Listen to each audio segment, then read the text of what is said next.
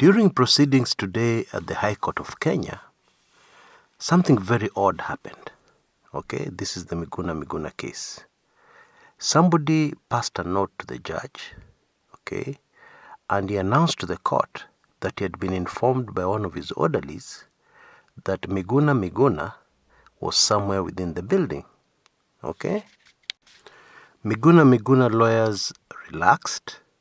Indeed, I believe the whole nation of Kenya relaxed. Kenyans all over the world who are taking in these particular proceedings, either on YouTube or through whatever means, relaxed. Because everybody knew that finally they were going to set their eyes on Miguna Miguna. Finally, on this particular day, Miguna would leave police custody. It was not to be. Indeed, it is now emerging that Miguna never came anywhere near the Milimani courts where the High Court was sitting. Now, this is a very strange incident. Yes, you pass on a lie to a judge of the High Court. Okay, because obviously this orderly got his information from somewhere. Most probably from the police. We're holding Miguna Miguna. And so it raises a lot of questions. This small incident is not as small as somebody may think it is. Because it raises questions. Why lie? To the whole world. Why lie to Kenyans? Why lie using a judge of the High Court? Okay? Now let's even forget the attitude.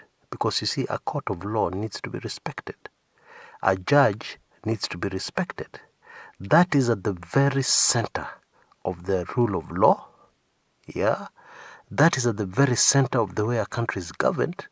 And so that, we prevent ourselves from slipping into anarchy and lawlessness. Now, not only was that information not correct, but yet again, the government practiced impunity of the highest order and completely ignored, trashed, a court of law, trashed the judiciary, trashed the Constitution of Kenya. And now as I make this recording, Miguna Miguna is spending yet another night, in the custody of policemen.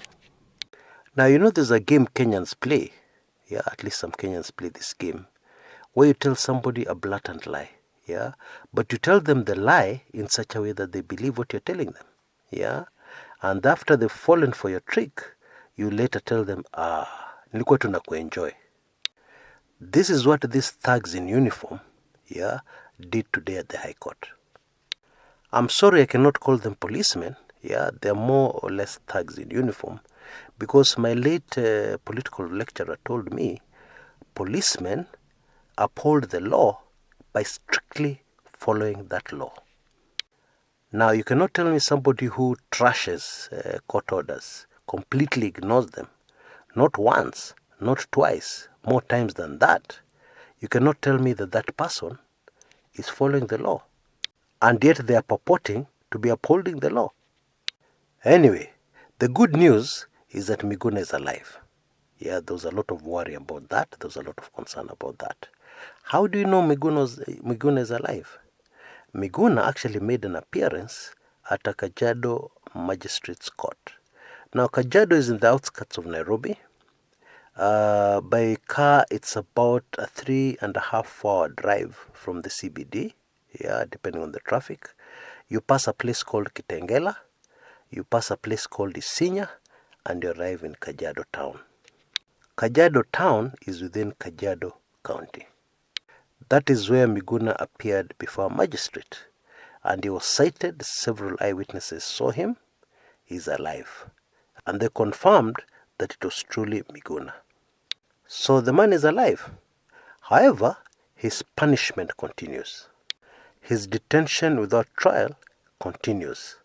Until when? Nobody has an idea. Maybe the thugs in uniform may have an idea. Or whoever is giving them the instructions. Now the High Court has issued yet another order for Miguna to be presented at the Milimani courts tomorrow at 11 a.m. Okay? And so the show, the circus, continues to tomorrow. Now, meanwhile, on the ground in Kenya, things are threatening to get out of hand. Now, there's some very naive Kenyans who have been cheating themselves that as long as I don't stay in Kisumu, as long as I don't live in Nyanza, as long as I don't live in Kibera, I'll be safe. These fracas, these problems will never touch me. Yeah. Now, there's a perfect example to illustrate how anybody who thinks like this is in a fool's paradise. And it happened today in Kericho. Now, those driving from Kericho to Kisumu, or in that general direction, got themselves caught up in the fracas. Okay? And a few drivers were harassed, some were beaten up, etc., etc. And so what happened is that a situation developed in Kericho where people barricaded the roads there in response to their drivers being harassed. Yeah, to Kericho drivers being harassed. Now, we know that Kericho is in the Rift Valley, and we know that the Rift Valley is a Jubilee stronghold.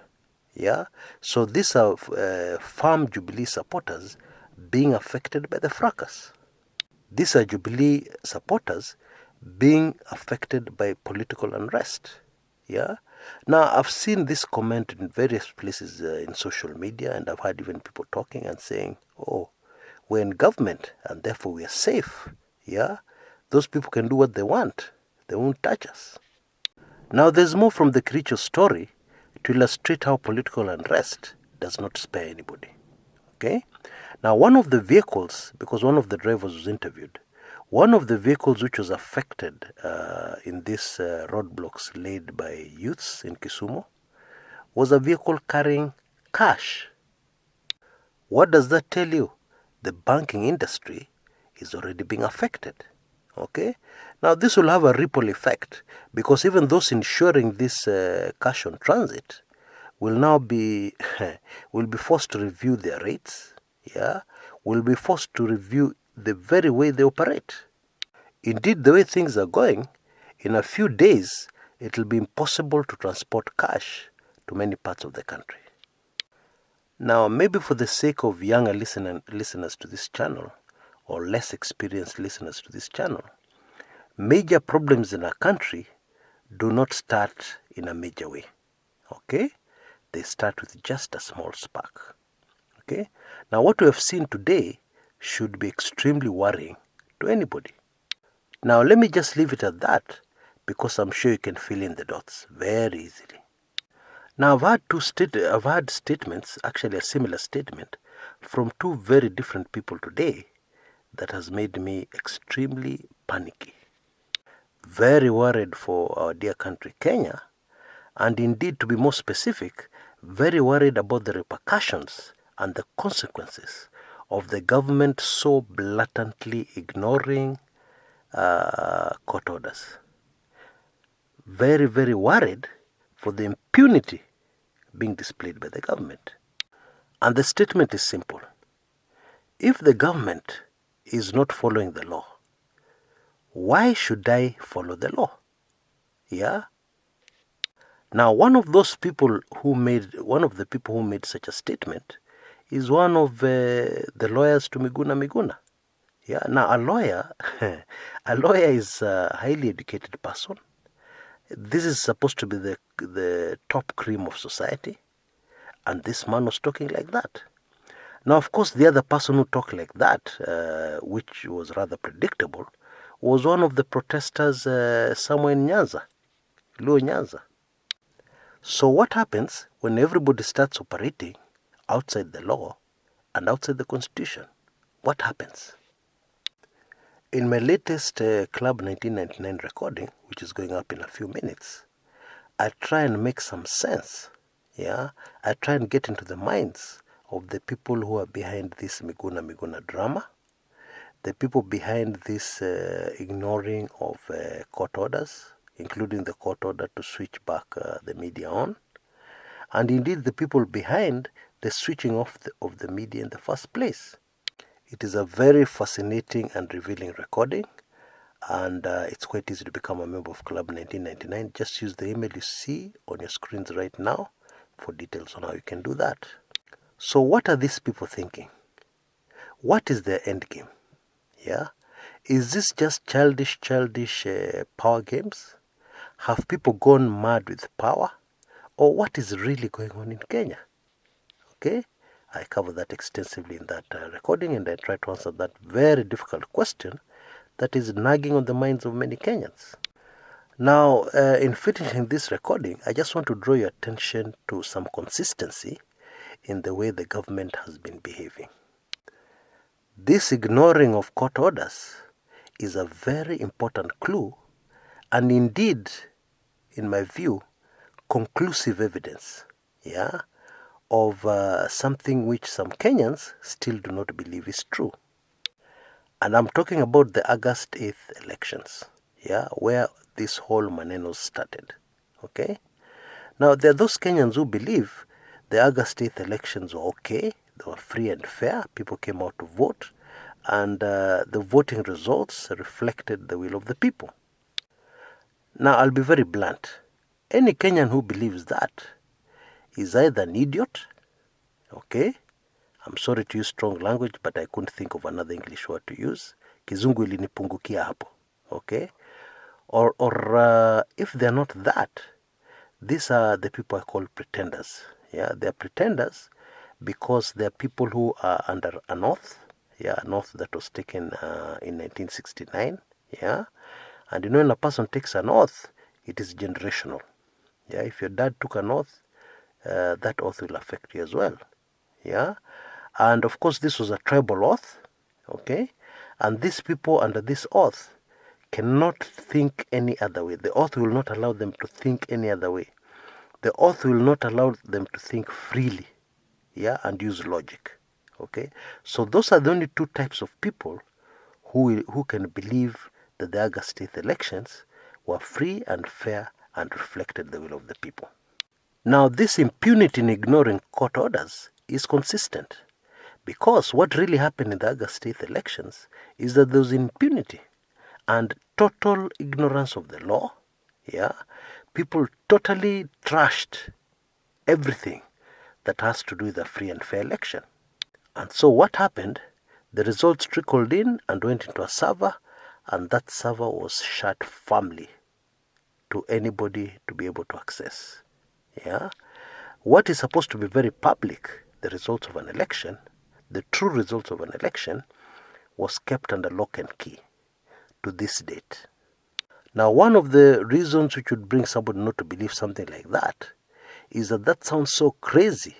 The impunity there is so far-fetched, hard to believe, That's what would make somebody not believe that that's actually what happened on August 8th. Now, let's come back to the Miguna Miguna issue. Same trend, okay? The impunity, the ignoring of several court orders. You even send lies to reach a high court judge that a person is within the vicinity of a building while he's not. All that sounds very far-fetched. All that sounds crazy. All that sounds like, no, nobody can do that. Kwani, how crazy would you be? Now, here's the thing. This is exactly what has actually happened. And this information is not special information from Kumekucha, from inside sources. It is information that is not only in the public domain, but people have seen with their own eyes. They have observed with their own eyes the events unfolding. Okay? So now it is very easy to join the dots and to realize actually the people who did the crazy thing on August 8th elections are the same people who are doing the crazy thing over the Miguna issue. Same thinking, same mentality, same tactics. And wherever they are sitting, they're just saying, Mtadu, what are you going to do about it? There's nothing you can do about it. August 8th elections, kwani watafanya nini? Even if we do these things, kwani what will people do? Miguna issue, same story. Mtadu, kwani what will people do? What can people do? What can a high court judge do? We have done it, and we'll do it, and we'll continue doing it. That is really the true picture of our beloved country, Kenya. Actually, this must be a movie. Actually, I don't think this is happening. Yeah? And I hope I wake up soon to realize I was just having a bad dream. Until next time, this is Kshs Kumekucha.